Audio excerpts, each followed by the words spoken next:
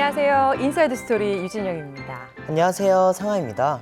네, 그동안 많은 분들이 우리 인사이드 스토리를 찾아주셨는데요. 그분들의 면면을 제가 생각해 보니까 공통점이 있더라고요. 공통점이요?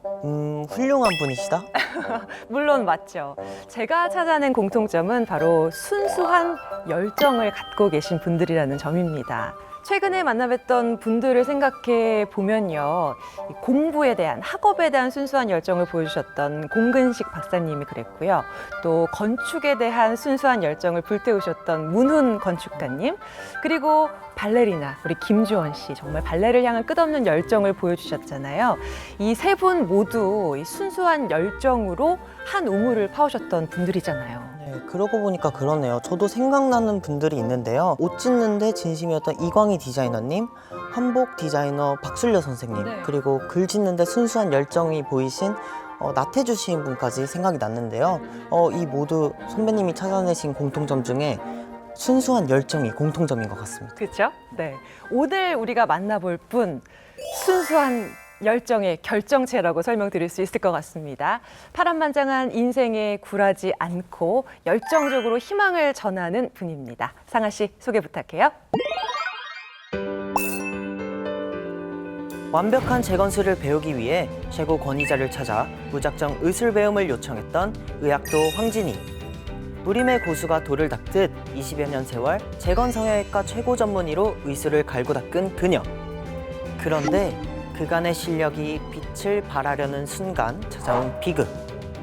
교통사고와 암, 그리고 우울의 긴 터널을 건너 마침내 환자를 다시 만날 수 있기까지 희망을 전달하는 의사 황진이의 이야기 지금 시작합니다. 네, 희망전도사 황진희 성형외과학 박사 모셨습니다. 어서 오십시오. 네, 안녕하세요. 네. 앞서 영상을 보고 엄지척 해주셨어요. 마음에 드셨나요? 네. 저희가 이제 박사님 뵙기 전에 이제 그 쭉 이제 박사님에 대해서 살펴보면서 와, 영화로도 이 엄청난 박사님의 서사를 담을 수 있을까 이렇게 생각을 해봤거든요. 과연 어떤 분일까 상상을 좀 해봤는데 너무나 일단 밝은 에너지를 이제 품어주시고 그리고 참 고우시죠. 감사합니다. 만나는 환자분들 참 좋으시겠다라는 생각을 했습니다. 이런 이야기 많이 들으시나요? 네, 말씀 감사드립니다. 두 분도 되게 선한 이미지가 너무 좋으세요. 네, 영화보다 더 극적인 삶을 살아오신 원장님, 저희가 오늘 원장님의 인생을 3막으로 나눠서 이야기를 나눠보려고 하는데요. 먼저 제 1막은 바로 성장 드라마입니다. 병아리 의사 황진이의 성장기인데요. 전공을 성형외과로 하셨는데 성형외과의 다양한 분야 중 재건성형을 선택하신 이유가 무엇인가요?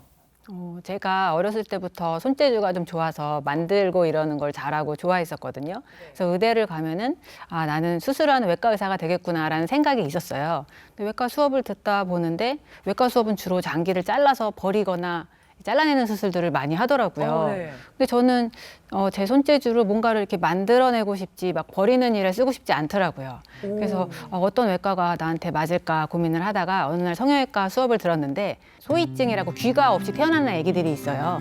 근데 그 아기들을 위해서 갈비뼈 연골을 떼다가 조각칼로 조각을 해서 귀 모양으로 만들어서 귀에다 붙여주는 수술이 있는 거예요. 네. 소위증 환자를 위한 귀 재건 성형 수술이었거든요. 그래서 그 수업을 들으면서 나는 내 손재주를 이렇게 뭔가를 만들어주는 데 써야겠다라고 생각해서 성형외과에 지원하게 됐고 다행히 합격을 해가지고 지금까지 미용 성형, 재건 성형을 하는 성형외과 의사로 살고 있습니다. 네, 와, 그 의미가 그 본인의 재주를 그렇게 쓰시고 싶다는 말씀이 너무나 와닿습니다.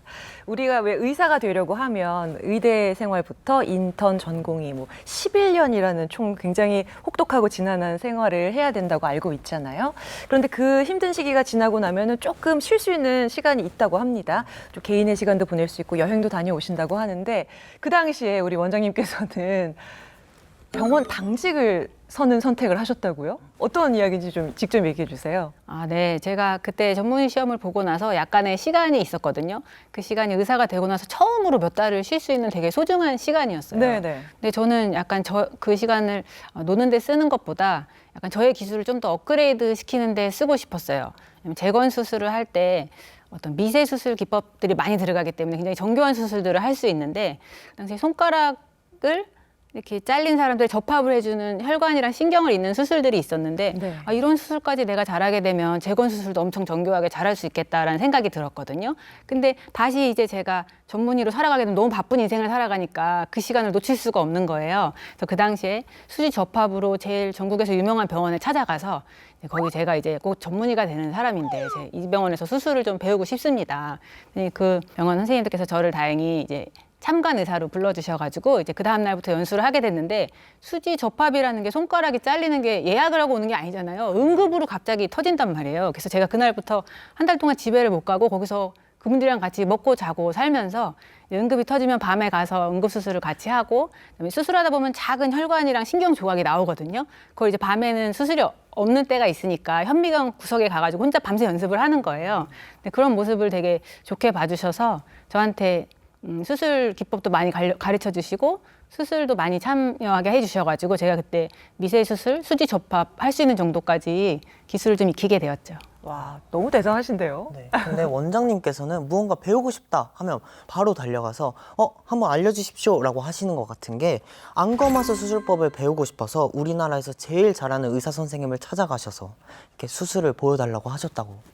네, 제가 미세 접합 수술도 배우고 싶었지만 성형외과 의사로서 한국에서 제일 많이 하는 성형 수술이 눈 성형 수술이거든요. 근데 대학병원에는 쌍꺼풀을 하러 오는 사람이 없어요. 그래서 대학병원 전공의 4년을 마치는 동안 쌍꺼풀을 본 적이 없는 거예요. 근데 성형외과 의사로서 기본적인 눈 성형 수술만은 잘해야겠다라는 생각이 들어서 어떻게 할까 하다가 전문의 시험을 본 날 바로 강남에서 제일 눈 수술을 많이 하는 원장님을 찾아가요. 네. 그래서 찾아가서 냅다 말씀드렸죠. 제가 오늘 전문의 시험을 막 본 초보 의사인데 눈 수술을 본 적이 없습니다. 성형외과 의사로서 제가 이렇게 살아도 되겠습니까? 저 좀 가르쳐 주십시오 했더니 그분이 저를 너무 예쁘게 봐주셔서 다음 날부터 나오라고 하신 거예요. 그래서 제가 너무 기뻐가지고 그 다음 날 아침 일찍 그분이 출근하기 전에 와서 막 바닥을 청소하고 책장을 다 정리하고 책상 위를 다 정리해드렸어요. 그리고 기다렸다가 이제 수술을 배우고 그러면서 제가 눈 성형 수술, 그다음에 어려운 안검하수 수술, 눈 재수술, 제재 수술 이런 걸 배우면서 미용 수술을 좀 더 많이 알게 되는 시간이 됐었죠. 와, 근데 원장님 진짜 욕심 많으신 것 같아요. 와, 그거를 다 일일이 최고를 찾아가서 그걸 배우시는 거잖아요. 네. 아니, 왜 우리 무협 영화 보면은 주인공이 그 고수들 한 분 한 분 찾아가서 이렇게 비법 무기 같은 걸 전수받는 그런 주인공 같은 느낌도 들고요.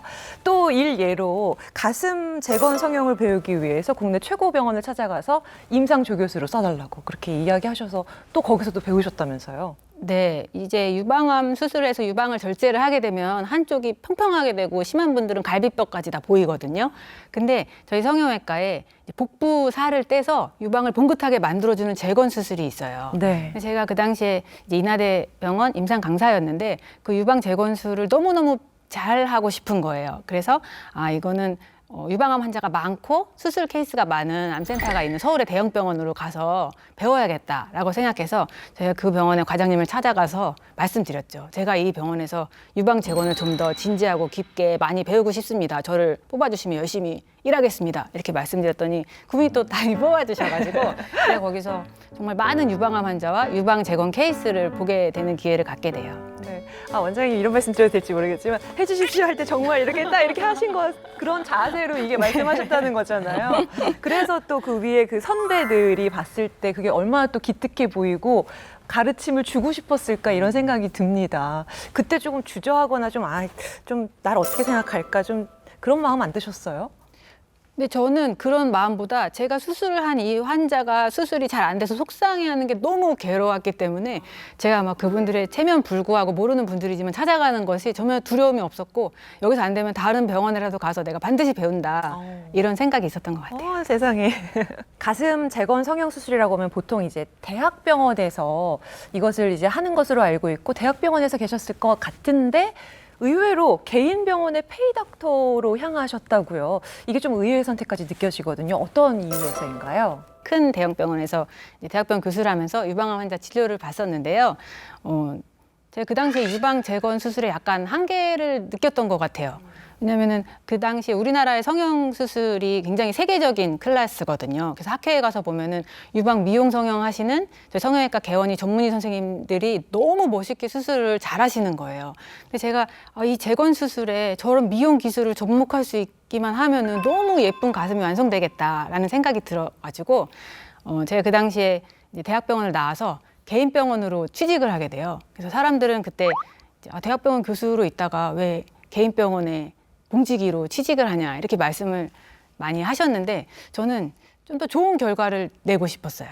그래서 제가 그 개인 병원의 압구정에 그때 찾아가서 원장님께 말씀드렸죠. 저는 지금 대학병원 교수로 있지만 작은 일이라도 시켜주면은 미용 수술은 아직 많이 해보지 못했지만 열심히 배워서 미용 수술도 잘하는 사람이 되어보겠다. 그분도 또 다행히 저를 뽑아주셔서 압구정에 있는 큰 개인 미용 성형외과에서 미용 성형 수술을 굉장히 많이 배울 수 있게 돼요. 완벽한 가슴 재건 성형을 향한 원장님의 욕심은 끝이 없었다고 합니다. 바로 잘 다니던 병원을 한 달 무급 휴가를 받고 네. 이제 떠나신 곳이 어딘지 아시나요? 아니 무급 휴가를 일단 받았는데 그게 이제 뭐 본인의 기술을 더 연마하기 위해서잖아요. 어디를 갔었을까요? 바로 이태원이라고 합니다. 이태원에 가셔서는 도대체 의사가 어떤 일을 배울 수 있었을까 조금 궁금하거든요. 네, 그 유방암으로 유방을 전체를 절제하고 나면은 젖꼭지랑 유륜이랑 젖꼭지가 다 같이 도려내서 없어지는 사람들이 있거든요. 네. 그 한쪽은 가슴도 있고 젖꼭지도 있는데 이쪽은 그냥 밋밋한 살색 가슴밖에 없는 거예요.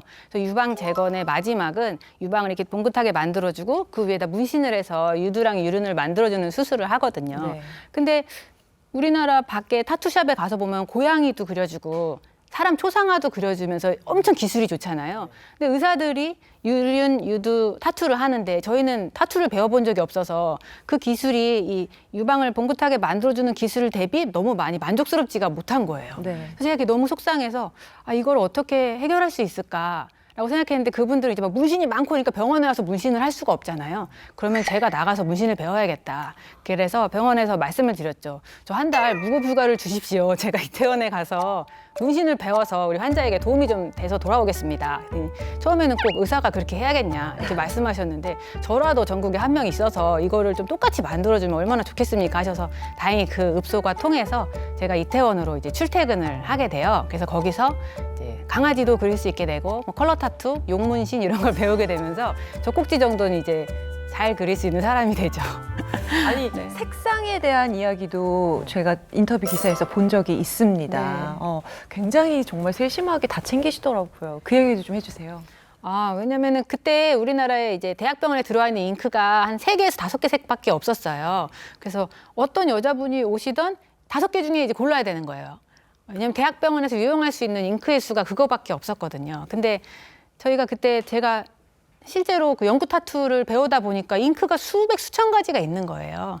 그래가지고 이거 5개 가지고는 도저히 인체랑 똑같은 젖꼭지 색깔을 구현할 수가 없다. 그냥 밝은 살색부터 핑크색, 분홍색, 뭐 자주색까지 막 브라운까지 다양하게 있으시거든요. 네. 임신 출산을 거치면서 색깔이 막 변하기도 하고. 네. 그래서 제가 그분들께 말씀드렸죠. 이게 5가지로는 색깔이 안 될 것 같은데 좋은 잉크 좀 저에게 추천해 달라. 그래서 저를 이제 삼각지에 있는 잉크를 파는 데 데려가셔가지고 정말 젖꼭지 색깔만 한 100개 정도를 산 것 같아요. 와. 100개 정도 사서 누구도 피해갈 수 없는 색깔로 맞춰주셔가지고 그걸 사가지고 제가 젖꼭지 타투를 해드린 기억이 있습니다. 너무너무 세심하시고 그 세심함과 배려에 많은 환자분들이 감동하실 것 같습니다. 네. 사실은 이제 유방암을 극복하시고 이제 유방 재건 성형 수술에 대한 이야기들은 많이 알고 계실 거예요. 근데 그 부분까지는 사실 미처 생각하지 못한 부분이었거든요. 네. 그러니까는 얼마나 세세하게 그 어떤 삶의 질까지 생각을 해주신 부분이잖아요. 정말 그 이야기 자체만으로 너무 감동입니다. 이렇게 완벽하게 이제 재건 성형의 기술을 완성을 하셨는데 여기서 이제 원장님의 인생 2막이 또 시작이 됩니다. 그런데 예기치 못한 교통사고를 당하게 되셨어요. 타이밍이 너무 안 좋았다고요? 네, 정말 그랬죠. 제가 이제 유륜, 유두, 문신까지 완성을 해서 유방 재건에 처음부터 끝까지 나는 정말 예쁘게 해줄 수 있겠다는 자신감을 갖고 정말 좋은 병원을 만들려고 했었거든요. 근데 그때 갑자기 교통사고가 난 거예요. 근데 제가 그 사태의 심각성을 모르고 그 다음날 예약된 수술 환자들이 있으니까 바로 출근을 해서 일을 했거든요. 그래서 아침에 출근해서 수술하고 저녁 때는 물리치료를 받고 이런 생활을 일주일간 하다가 결국에는 일주일째 돼서 기계를 떨어뜨리고 목이랑 허리를 전혀 구부리지 못하는 상태로 병원에 이제 실려가게 돼요. 그 상태로 제 투병 생활이 시작되는데 그게 일주일이 돼도 가망이 없고 한 달, 1년, 2년이 돼도 제가 몸이 너무 아파서 일상생활도 안 되는 정도까지 가게 되면서 아, 나는 이제 수술을 할 수 있는 의사로 다시 복귀하는 거는 어렵구나 하고서 거의 체념의 단계에 이르렀죠. 아니 그 왜 교통사고 후유증이라고 바로 나타나지 않잖아요. 그거를 조금 무시하시고 그냥 바로 일을 하셔서 그런 결과를 얻으신 거군요. 근데 도대체 원인이 뭐였을까요? 왜 그렇게 갑자기 아예 쓰지 못할 정도로 등이 그렇게 고통스러웠을까요? 제가 그래서 이제 교통사고 후유증을 치료하려고 전국에 유명하다는 병원들을 막 많이 다녔거든요. 그런데 MRI나 CT를 찍어도 몸의 해부학적 구조는 다 정상인데 너무 통증이 심한 거예요. 그래서 그때 알게 됐죠. 아, 돌아다니는 사람들이 정상인 같이 돌아다녀도 엄청 아프고 일상생활이 안 되는데 힘겹게 살아가는 사람들이 이렇게 많구나. 나도 병원에 가면 정상이라고 안 와도 된다 그러지만 나 자체는 일상생활이 안 되잖아요. 그런 걸 겪으면서 아, 이 교통사고 후유증이나 이렇게 멀쩡한데도 내가 아픈 이런 통증들이 너무나 사람들의 일상생활을 굉장히 괴롭게 멈추게 하고 방해하고 있다는 걸 좀 알게 됐죠. 그런데 여기에 엎친 데 덮친 격으로 유방암 진단까지 받으셨다고요? 네. 그래서 제가 이제 교통사고 후유증으로 이제 휴직을 하고 통증 때문에 계속 누워서 있는 와중에 이제 유방암이랑 갑상선암 진단을 동시에 받았거든요. 그래서 제가 원래 수술하던 병원에 수술복을 입고 가는 게 아니라 이제 환자복을 입고 누워 있게 된 거죠. 그래서 제가 수술하는 수술방에 가게 됐는데 유방 재건을 하는 의사로 간 게 아니라 제가 거기서 유방암 절제 수술을 당하는 환자로 누워서 가게 된 거예요. 세상에. 근데 그때 네. 정말 마음이 교차하더라고요. 이 방에 내가 환자로 들어와서 이 수술 와중에 죽을 수도 있다는 이런 공포와 두려움 속에 이 날을 지내야 된다는 게 환자분들이 항암도 그렇지만 수술과 이 암 치료라는 과정을 이렇게 겪으시는구나라는 거를 이제 몸소 체험하게 됐던 것 같아요. 전도 유명한 의사가 한순간에 암 환자가 되었는데 그런데 여기서 또 우울증 진단까지 받으셨다고요? 네. 그때는 약간 인생의 모든 악재가 쓰나미처럼 이렇게 한 번에 오는 것 같았어요. 네. 우울증이라는 게 막 우울하거나 막 이런 거라기보다 약간 삶에 대한 의지가 별로 없어지거든요. 그래서 밤에 잠잘 때 내일 눈을 안 뜨면 좋겠다 이런 생각을 하면서 잠이 드는 거예요. 그리고 낮에 지낼 때도 나 여기서 그냥 모든 게 멈추면 너무 좋을 것 같은데 내가 오늘을 왜 살아야 되지? 이런 생각이 지금 생각해 보면은 되게 이상한 생각인데 그 당시에는 이런 생각이 계속 있어서 거기서 회복되기가 되게 어렵더라고요. 그래서 제가 만약에 그런 우울증을 안 겪었으면은 이 환자들의 이런 어떤 우울감이나 절망감 이런 거는 상상도 못했을 것 같아요. 근데 정말 누가 이게 상상이나 했겠어요, 그죠? 네, 누구보다 그 유방암에 대해서 잘 아시는 선생님이 그거를 겪으셨는데 그래서 오히려 이제 정말로 환자들의 마음을 누구보다 잘 아시는 분이 되셨을 것 같습니다. 예전하고 지금하고 이렇게 환자를 보는 시각이 조금 달라지셨겠죠? 네, 완전히 달라졌죠. 예전에는 유방이 없으시면 유방을 만들어드리면 되지. 우울증이 있으시면은 약을 드시고 나으시면 되지. 이렇게 약간 업무적으로만 생각했던 것 같아요. 네. 그런데 지금은 이제 그분이 이런 어려운 과정을 이겨내고 그러고 나서도 또 수술을 받으려고 수술대에 누우시는 거잖아요. 저만 해도 이미 2-3번의 수술을 받았기 때문에 더 이상의 수술을 받는 게 너무 싫거든요. 근데 유방 재건을 하겠다고 다시 수술대에 눕는 환자들은 유방암과 유방 항암 치료 막 그런 힘든 걸 다 겪었는데 또 한 번 수술대에 눕는 거거든요. 그래서 제가 그분들의 어떤 회복에 대한 절박한 의지 이런 걸 너무 잘 알기 때문에 내 이 수술을 정말 너무 아름답게 한 번에 인생의 마지막 수술이 되게 끝내드려야겠다라는 의지가 막 활활 불타오릅니다. 그리고 뭐 많은 분들이 아시겠지만 암 환자가 제일 고통스럽겠지만 사실은 그 주변에 있는 우리 가족들의 지지와 그 도움이 없다면 사실 힘든 부분이잖아요. 이제 가족들의 도움 이제 환자뿐만이 아니라 이제 그 가족들까지 함께 보여지는 그런 시야를 가졌을 것 같아요. 네, 맞습니다. 왜냐하면 저도 제가 항암하는 과정에서 제 힘으로 할 수 있는 게 하나도 없더라고요. 병원에 가는 거, 물 한 잔 먹는 거, 뭐 치료받으러 가는 거 하나도 제가 온몸이 아프니까 제가 혼자서 할 수 없었거든요. 그때 가족들뿐만이 아니라 주변 지인분들까지 다 저를 도와주셔서 몇 년 동안 그렇게 본인을 희생하고 헌신해서 저를 낫게 해주신 거거든요. 근데 저희 병원에 문을 열고 오는 그 한 분 한 분이 다 뒤에 그런 가족들의 서포트와 희생이 있었던 거 아니에요. 그럼 그분은 얼마나 소중한 분이겠어요. 그래서 제가 그분이 이렇게 들어올 때마다 막 눈물이 맺힐 정도로 와 정말 소중한 분이 온다 막 이런 생각을 하면서 이렇게 맞이하고 있어요. 아, 네. 원장님도 너무 힘든 시간을 잘 버텨내 주셨고 이제 완치까지 이제 5년이라는 시간, 긴 시간을 보내시고 이렇게 다시 또 희망 전도사로 활약을 해주고 계셔서 얼마나 많은 분들이 또 기뻐하실까 이런 게 이제 보여집니다. 또 특별한 계기가 있으셨을까요?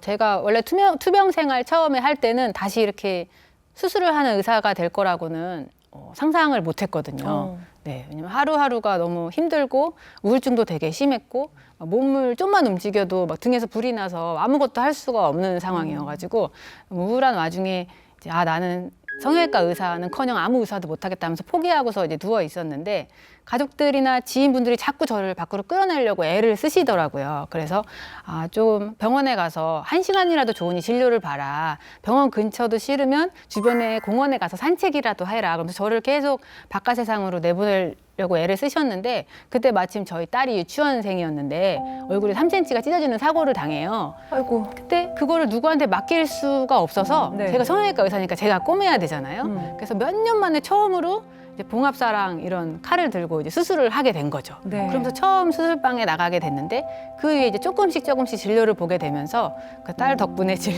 처음 진료를 하게 된 게 점점 늘어나서 점점 밖으로 나오게 되다 보니까 점점 제 삶의 자리로 다시 이렇게 돌아가게 되더라고요. 근데 우울증은 약간 늪 같아서 빠져나오기가 힘들다고 하던데 선생님께서 어떻게 극복하셨나요? 네, 우울증은 우울한 감정이 있는 게 우울증이 아니더라고요. 제가 경험해 보니까 우울증을 한 단어로 표현하자면 절망이거든요. 절망. 나는 지금 이 늪에 빠져 있고 여기서 숨을 못 쉬게 너무 답답한데 나갈 방법이 안 보여요. 네. 그래서 너무 힘든 게 우울증이거든요. 빨리 이거를 끝내지 않으면 끝나지 않을 것 같은 그런 두려움과 절망이 있어요. 그래서 그런 우울증의 공포에서 이렇게 떨며 살고 있는데 어떤 그 가족들이나 지인분들이 저를 계속 정신과에 이렇게 데리고 다니셨거든요. 그래서 제가 4년 반 정도 정신과 치료를 받아요. 근데 그렇게 하면서 우울증에서 좀 나오게 됐는데 제가 그때 느낀 거는 항암 치료도 2년이면 끝나고 암도 다 나았는데 우울증은 정말 독하다. 어떻게 이렇게 사람을 암 환자는 그래도 의지가 있잖아요. 삶의 의지가 있고 살아야겠다면서 좋은 거 먹고 운동하거든요. 근데 우울증 환자는 너무 건강한데 이미 모든 걸 놔버리고 사는 게 너무 싫어서 당장 죽고 싶은 마음으로 좀비같이 매일 살고 있는 거예요. 그래서 우울증은 진짜 암보다 독하고 사람을 너무나도 갉아먹는 나쁜 병이라는 거를 이제 알게 됐죠. 그래서 근데 제가 여기서 꼭 하나 드리고 싶은 말씀은 이제 우울증도 그렇고 암 치료도 그렇고 끝이 있다는 거예요. 오래 걸릴 수도 있겠지만 저도 4년 이상 걸렸지만 우울증 치료하는데 항암 치료가 끝이 있고 치료도 공식 치료가 끝나는 기간이 있거든요. 네. 그것처럼 우울증도 꾸준히 병원을 다니시고 꾸준히 낫고자 하면은 언젠가는 나올 수 있다는 거예요. 그 늪에서.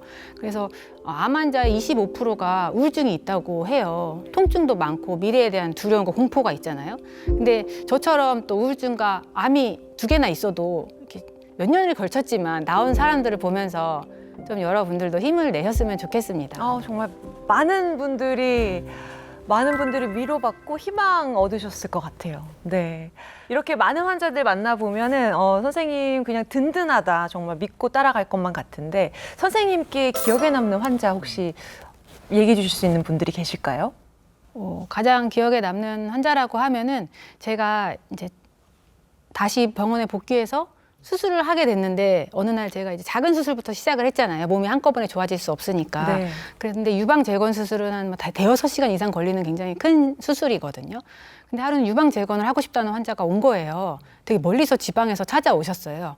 근데 가슴을 보니까 한쪽이 전절제여서 전혀 가슴이 없고 평평한 상태였고 반대쪽은 되게 큰 상황이었죠. 네. 그래서 반대쪽 가슴 축소를 하면서 이쪽 가슴 재건을 해야 되는 상황이었어요. 그래서 수술 시간도 되게 오래 걸리는데 제가 그동안 몇 년간의 공백기가 있으니까 저는 되게 기술이 최선이 아니면 되게 힘들어하는 의사인데 그동안 제가 최신의 기술을 업그레이드 하지 못했고 또 그분한테 제일 좋은 기술이 아닌 것으로 이 수술을 해줘야 된다는 게 너무 마음이 괴로운 거예요. 그래서 그분 사진을 제가 이제 한 달 뒤로 수술을 잡고 계속 공부를 하는 거예요. 그래서 그때 제가 다운받은 논문이 80 몇 개예요.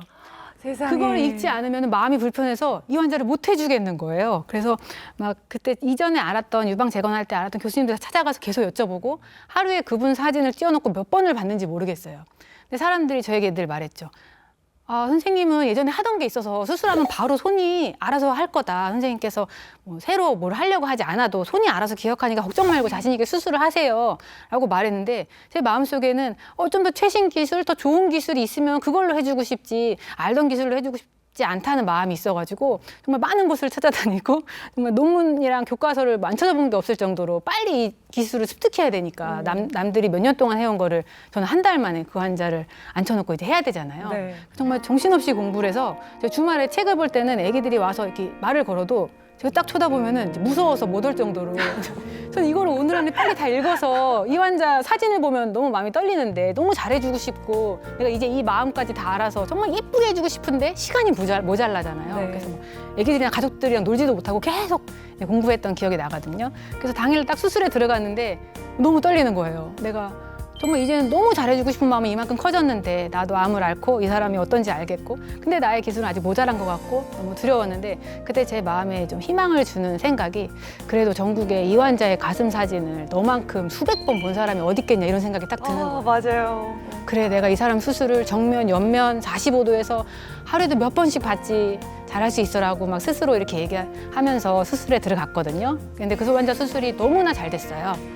너무 예쁘게 잘 되셔가지고 환자가 어떻게 이렇게 양쪽이 비슷하게 됐냐고 하면서 좋아하셔가지고 네. 제가 첫 수술을 복귀하고 나서의 첫 수술을 되게 마음 떨리지만 성공적으로 잘했던 기억이 남아서 그 환자는 아마 평생 기억에 남을 것 같아요. 그 가슴 사진이 아직도 어른거려요.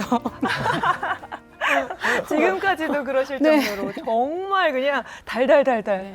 와, 너무너무 선생님의 열정이 그냥 이 사례 하나로만도 너무나 느껴집니다.